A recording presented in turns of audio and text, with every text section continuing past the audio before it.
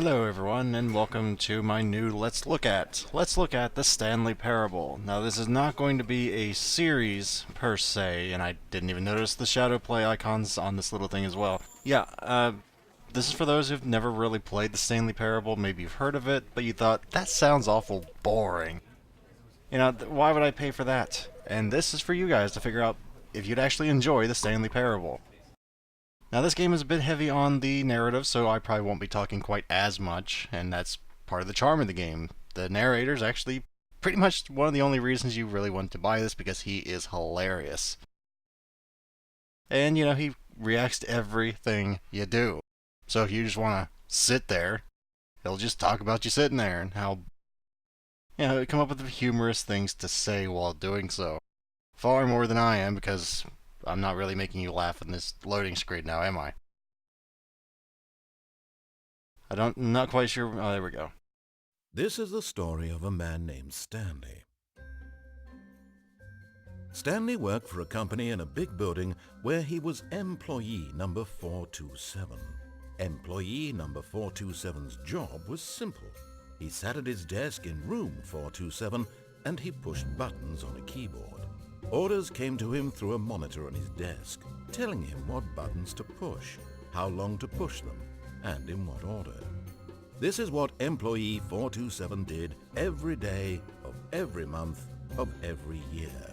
And although others might have considered it soul-rending, Stanley relished every moment that the orders came in, as though he had been made exactly for this job. And Stanley was happy. And then one day, something very peculiar happened. Something that would forever change Stanley. Something he would never quite forget. He had been at his desk for nearly an hour when he realized that not one single order had arrived on the monitor for him to follow. No one had showed up to give him instructions, call a meeting, or even say hi. Never in all his years at the company had this happened, this complete isolation. Something was very clearly wrong. Shocked, frozen solid, Stanley found himself unable to move for the longest time. But as he came to his wits and regained his senses, he got up from his desk and stepped out of his office. And this is what I'm talking about. You can literally just sit in here and I think you'll actually start saying things. But, I want you to experience everything that you want to experience. I'm just going to be kind of going along the story and showing you what the game's like, even if you... Well, actually, I guess we'll see what All of his co-workers were gone. What could it mean? Stanley decided to go to the meeting room. Perhaps he had simply missed a memo. No matter how hard Stanley looked, he couldn't find a trace of his co-workers. I think that's just because I'm literally walking around looking, but I don't think you can open any of these doors. Let's check. No, that's not openable. Nope. Nope. Can't even go back to my office. What a crappy day at the job this is. Actually, this is kind of a nice day at the job, just kind of boring. Nobody's in here either. That looks interesting, but I guess we'll just do that later, because we're supposed to be going this way. That's a really nice picture of a leaf, or whatever that is. Looks like a almost four-leaf clover. Actually, I have no idea if that looked like a four-leaf clover. Now you can tell I don't go outside that often. When Stanley came to a set of 2 open doors, he entered the door on his left. And this is one of those things that you can either follow the narrator, or if you want to be a rebel, let's be a rebel.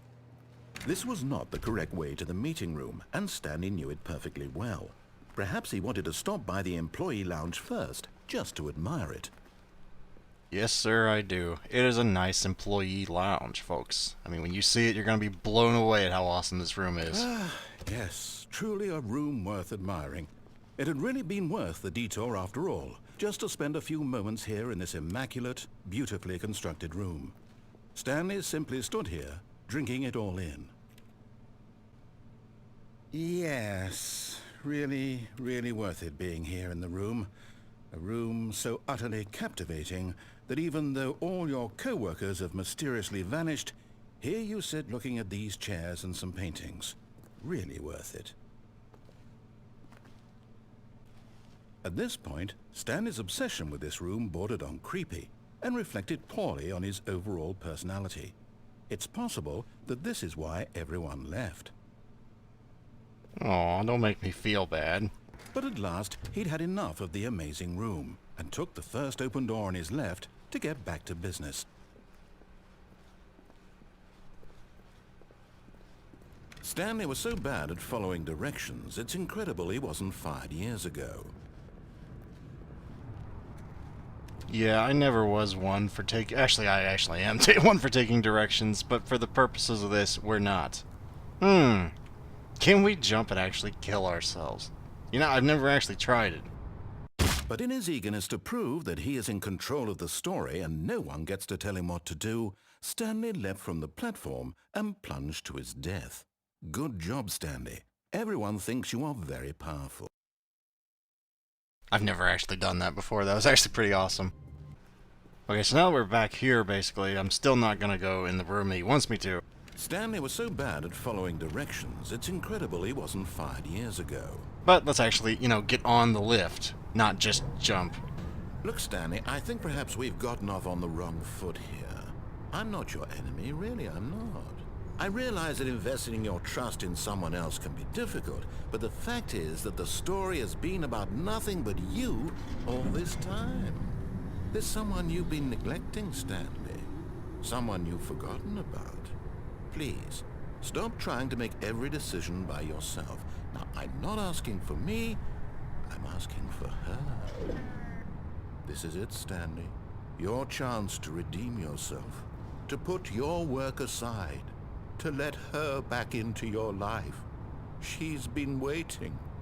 Well, now that you say that, I feel bad. I don't want to let a lady down. Alright, I guess I'll... Well, let's see. This doesn't look ominous at all. That's her, Stanley.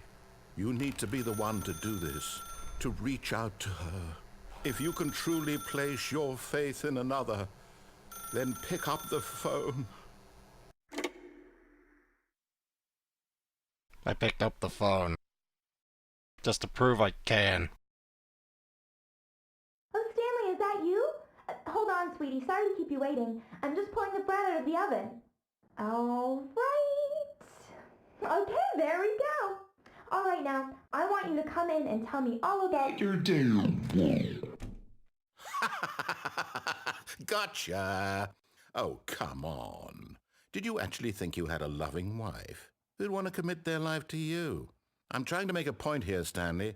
I'm trying to get you to see something. Come inside. Let me show you what's really going on here. Sorry, but you're in my story now. Oh, that sucks. Okay, fine. I guess I have no choice here. This is a very sad story about the death of a man named Stanley. I don't want to push Q on the keyboard. Actually, I think they make you I think they make you at this point. Stanley is quite a boring fellow. He has a job that demands nothing of him, and every button that he pushes is a reminder of the inconsequential nature of his existence.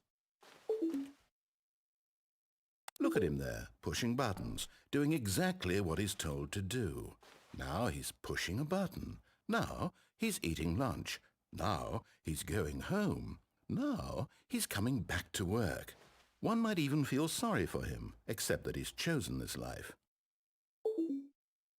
But in his mind, in his mind he can go on fantastic adventures.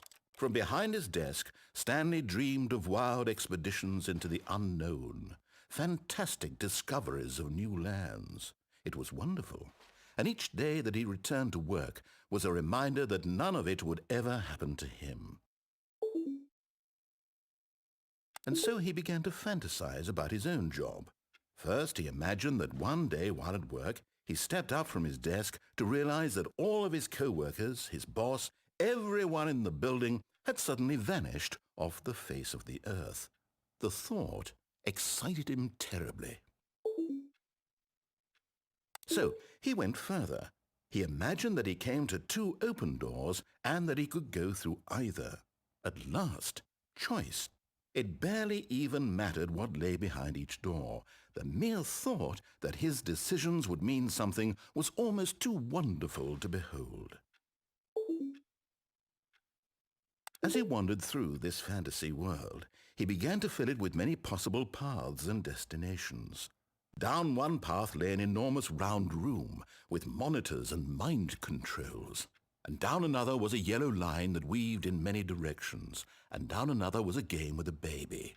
And he called it the Stanley Parable. It was such a wonderful fantasy, and so in his head he relived it again, and then again, and again, over and over, wishing beyond hope that it would never end, that he might always feel this free. Surely there's an answer down some new path, mustn't there be? Perhaps if he played just one more time. But there is no answer. How could there possibly be? In reality, all he's doing is pushing the same buttons he always has. Nothing has changed. The longer he spends here, the more invested he gets, the more he forgets which life is the real one. And I'm trying to tell him this, that in this world he can never be anything but an observer, that as long as he remains here, he's slowly killing himself. But he won't listen to me. He won't stop. Here, watch this. Stanley, the next time the screen asks you to push a button, do not do it. You see? Can he just not hear me? How can I tell him in a way that he'll understand that every second he remains here, he's electing to kill himself? How can I get him to see what I see? How can I make him look at himself? I suppose I can't, not in the way I want him to. But I don't make the rules. I simply play to my intended purpose, the same as Stanley. We're not so different, I suppose. I'll try once more to convey all this to him. I'm compelled to. I must. Perhaps, well, maybe this time he'll see. Maybe this time. And I tried again, and Stanley pushed a button. And I tried again, and Stanley pushed a button. And I tried.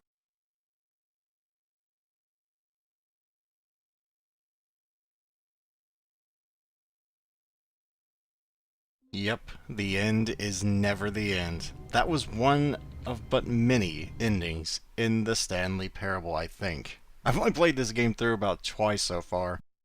But, you know, you kind of got a feel for the game right there. If you sit in a room, you know, he starts going on humorous anecdotes. If you just start ignoring him, well, that happens. If you ignore him sometimes and follow him, his advice sometimes, then, you know, there's a bunch of different branching paths that you'll explore on your own. I got this game when it was on sale, and I would recommend you do the same.